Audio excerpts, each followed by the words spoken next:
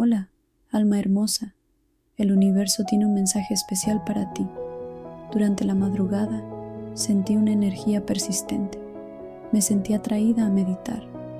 Justo al principio vi una carretera larga, vacía, y de repente aparecías caminando por ella con una ligereza que no tenías antes. Detrás de ti, la puerta del pasado se cerraba sola, sin ruido, sin dolor, sin retorno, y frente a ti, el camino se iluminaba como si alguien hubiera encendido todo el futuro. El mensaje fue directo. Él o ella está listo para el próximo capítulo. Y realmente lo estás. El futuro te llama.